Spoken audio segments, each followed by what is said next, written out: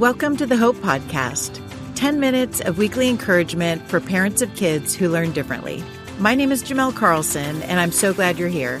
I hope you enjoy this week's episode. Hey friends, welcome back. Today I want to talk about screen time, and I want to include in that both video game playing and social media time, scrolling on our phones and that type of thing. You know, there's been a lot of studies recently, a lot of articles that have come out and videos that have come out that talk about this subject and how the excessive amount of video game playing and the amount of scrolling and that type of thing that our kids are doing, and even that us adults are doing, how it's impacting our brains and our mental health as a whole. Some of these studies are showing the fact that too much video and screen time is causing ADHD type symptoms. It's creating situations where our kids are not able to focus on tasks while they're at school, or they're struggling with relationships with their peers and even with their family. And there are also studies that are showing that the amount of time that we're spending and the content that we're being exposed to is causing a mental health crisis, really. There are studies that show that we are currently in a state where there is a higher level of depression and anxiety than they've ever seen in people.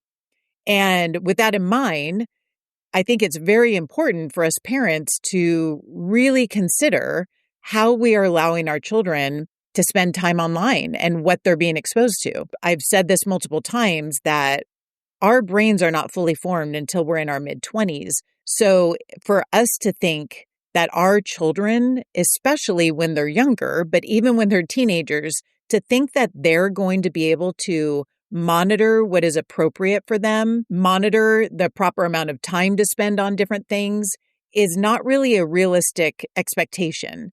Our kids, they may not want us to be the gatekeepers for them, but it is our job as parents to protect them, to help them have healthy brains, even though our kids might be insisting to us that the games that they're playing and the content that they're looking at is not bad for them and that everyone else does it and that type of thing.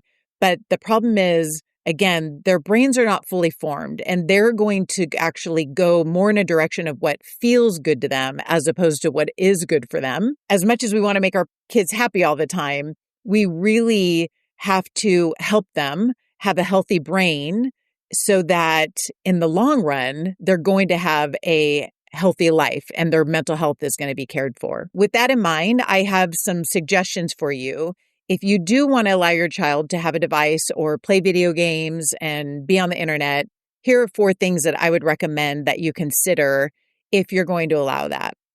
First thing I would recommend is that you very carefully monitor the content that your child is exposed to. The video games that they are playing, if they are highly violent, if they are shooting people and blood is coming out of them and they're constantly being chased and chasing other people, and it's a highly stressful situation, you need to understand that that is going into their brain. You know, I've explained to the children that I work with and my own kids that what we put into our brain absolutely impacts who we become.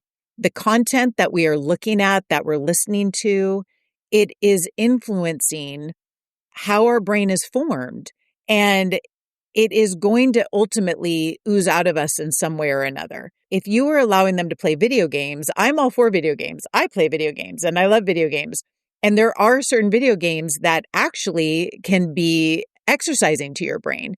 Playing video games that are creative, strategy type games where you're solving puzzles and analyzing situations and solving problems and that type of thing, that can actually help your brain and produce good things and help you become a critical thinker in different ways. But if the video games that you're playing are violent and negative, or if the movies that they're watching or the shows that they're watching are negative, have a high sexual content or crude joking and that type of thing, that input is, like I said, going to come out in some way.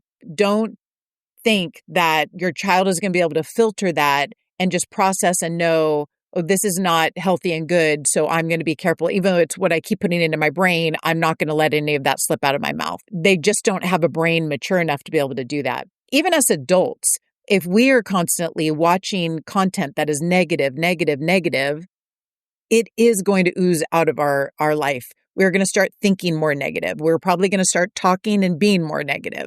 So if that happens to us adults with a fully grown, mature brain, you need to understand that violent, negative content that your kids are putting into their brain is also going to ooze out of them. So monitor their content. Number 2, limit the time that they are spending on social media, on video games. How much time to allow them to spend? That really, I would say, is a family decision. I guess the way that I would think about it would be consider the percentage of time that they're spending on devices. If they get home from school at 3:30 and they go to bed at 8:30 or 9, in that window of time, what percentage of that time are they on a device? If it's 50% of that time or even more, then it sounds to me like their life might be a little bit out of balance, you know? If they have 4 or 5 hours after school, then maybe an hour goes to some fun video time. And then there's other time that's going into creative things and family time and quiet time and healthy things that are going to help your child find balance. If your child is being allowed to excessively do anything, regardless of what it is, but especially if it's something very stimulating, like a video game or scrolling on the internet, you're going to help them produce addictive type behaviors by allowing that. So help them learn how to control the amount of time that they are putting into anything, and especially things like video games and social media. The third thing that I would recommend is help your child learn the value of delayed gratification. I think allowing them fun time is wonderful, but teaching them that they can have the fun time after they've finished things like doing the dishes that you've asked them to do, or spending time with the family, or getting their homework done, or making sure that they did well at school that day. Having video game time or social media time as a reward for that would show them that when they work hard, they get to reward themselves with things like video games and fun things. Allowing them to have that fun when they haven't put in any effort into any kind of work or anything like that is going to create a situation where it's hard for them later to put an effort into things, to delay that gratification. You know, I explained to our students here that we don't usually have jobs that we get the paycheck before we do the work. Usually the way that most jobs that we have works is that we have to work hard, put effort in, and then we get a reward for doing that after, which is our paycheck. So it should be similar. You could help teach them that value of hard work if you help them delay having the fun. Finding balance in that, I think, is very helpful for a child for the future. And then the last thing I want to recommend is having your child play video games or be on the internet in an environment that you're able to monitor it. I don't recommend at all having video games in a bedroom or even having their devices, the internet, the world at their hands up in their bedroom where they're alone. You know, I think we feel because our kids are in our house that means that they're safe. But if you are giving them a device that is connected to the internet, they're being exposed to a lot of content that you may not be comfortable with. And that means that there are outside people that may have access to your child, even where you think is the safety of their bedroom. You have to be realistic and know that there are people out there that are preying on your children. There are people that are trying to influence your child with the content that they're posting online.